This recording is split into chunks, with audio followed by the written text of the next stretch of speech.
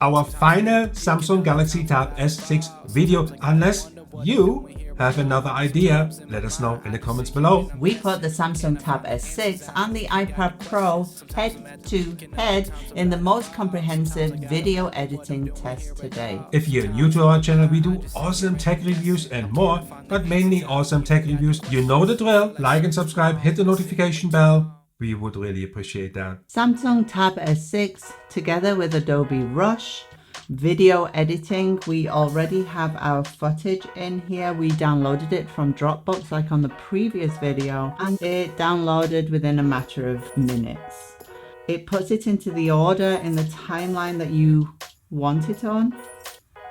You can scrub along. It handles it quite easy peasy. So the footage is taken from an earlier video on the Tab S6, and as you see, when you click on your clips, basic transform information comes up. You can transform your image with your scales here and transform each piece. What we're going to do is we are going to create layers. We'll create layers of B-roll and text and music and see how the Tab 6 handles it next to the iPad Pro. So we will take the main images or footage of the Tab 6 as our baseline and add the others as a little bit of B-roll on top. As you see, just add it onto top and it handles it really well. We will take our beach also to the top. So we'll take our B-roll of the beach onto the top of our baseline, simple additions, and as you see, you can scrub through to get where you want to.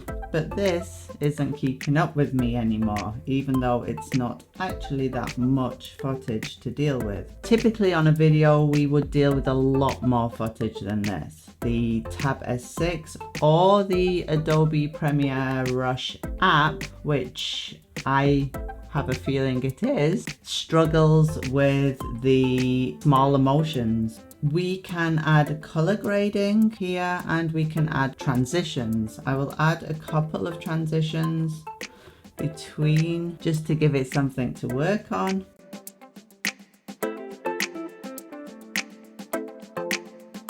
If we have audio on there, go to our, look, the audio is turned off. If we play, then we have the original video. Turn off the sound and we have just the footage. I'm going to add some music and there it is. So we'll take the music, stretch it the length, and we can deal with the sound.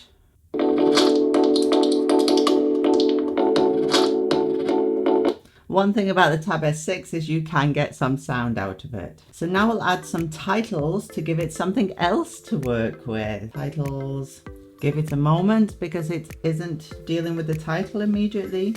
I have had 3 or 4 crashes with titles and I believe that is the Adobe Rush app. Adobe Rush is only available on Android since May 21st of this year. There are bugs with it, there are issues with it that does make it shut down suddenly. Every time you double click it goes backwards and forwards, and you can change the writing here and it crashes. It is terribly frustrating. If you're a serious video editor and do a lot of work, you won't be doing it on the Adobe Rush app. At present with Android, it is not a stable enough environment to work on if you have a lot of footage. However, if you like to play with video editing and have some fun and aren't doing tasks that are greatly needing the app to function, then you are going to be okay. Let's add a title in a subscribe. We can add this in and then I will grab it to the end, double click on it. It takes a while. I have to wait until it comes up here until I can change the text within there, otherwise it will crash again. Still not getting there, and it's not even showing me the right picture because here at the bottom is the footage of me in Puerto Banús with a camera. There we go. So now we will move this a little bit so it overlaps the ending, and we will change the text. And there you have your end result.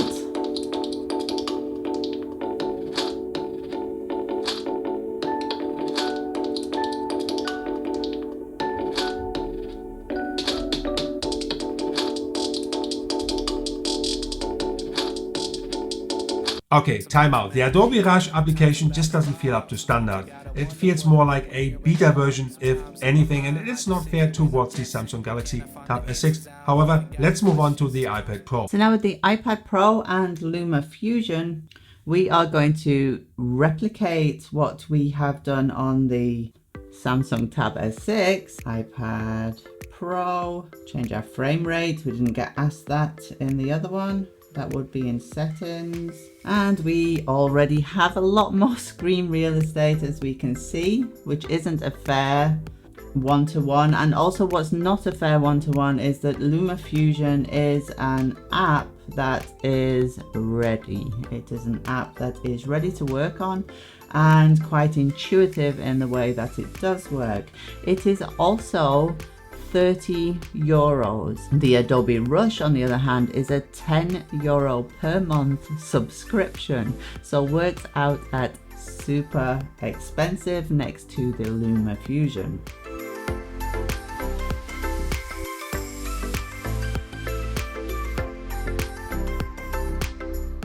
So as you see, all I have done is add the clips the same as I did in Adobe Rush, albeit I did it one by one, and could place them immediately where I wanted to on the timeline. I wasn't restricted to the one timeline and then have to move them.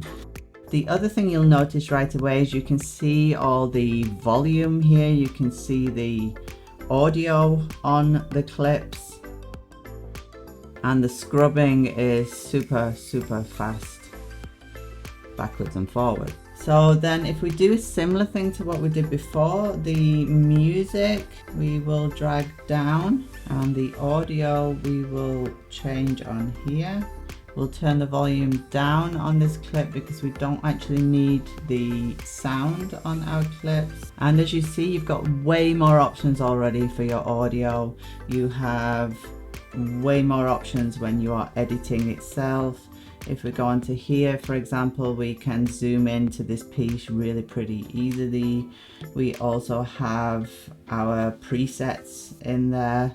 The others had presets naturally, but there are a lot more options open to you with your color editing, and the color editing is much easier. And for anybody who comes with a Final Cut Pro background, then you find this pretty easy to open. I only downloaded it yesterday. I already have a feel of my way around the app itself.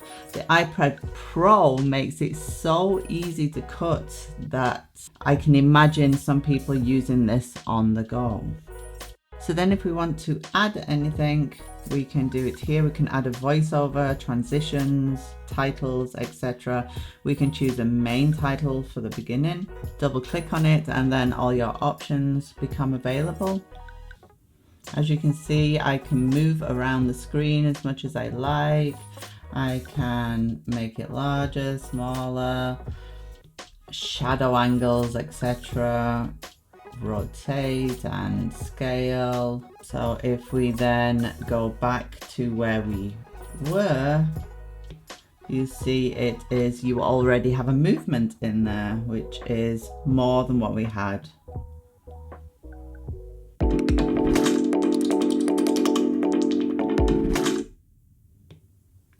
Move this along, make that longer.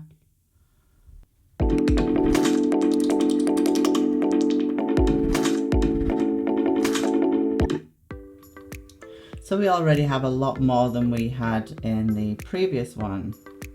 Add some transitions, enters in gently then. So you see we're already, I'm only on a basic level here, but we are already a lot more useful than we were on the Adobe Rush. Make that less jarring.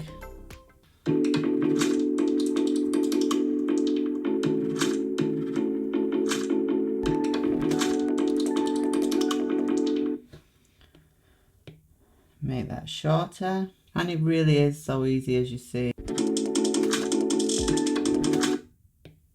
You can use your pencil, your finger, still works nicely.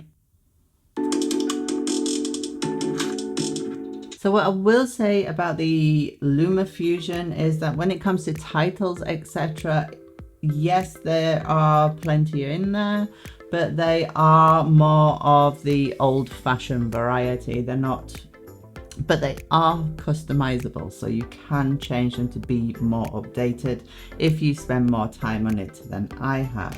But not once did it crash, not once did I have an issue adding anything, and it still scrubs as quickly as before. So you could actually input heavier footage than on Adobe Rush and work through it a lot easier and a lot quicker. It is an unfair comparison for the Samsung and iPad to be put side to side in this fashion because of the capabilities or the readiness of the Adobe Rush Premiere. If you could have Lumafusion on both devices, then it would be a fair showing of the Samsung Tab S6 capabilities, but as it stands, it is not doing the Tab S6 justice. You've seen it all, there's not much to add. Let us know your thoughts in the comments below. Jens here from Also Space. Toni the Car Geek. See you next time. Thank you for watching. Peace out.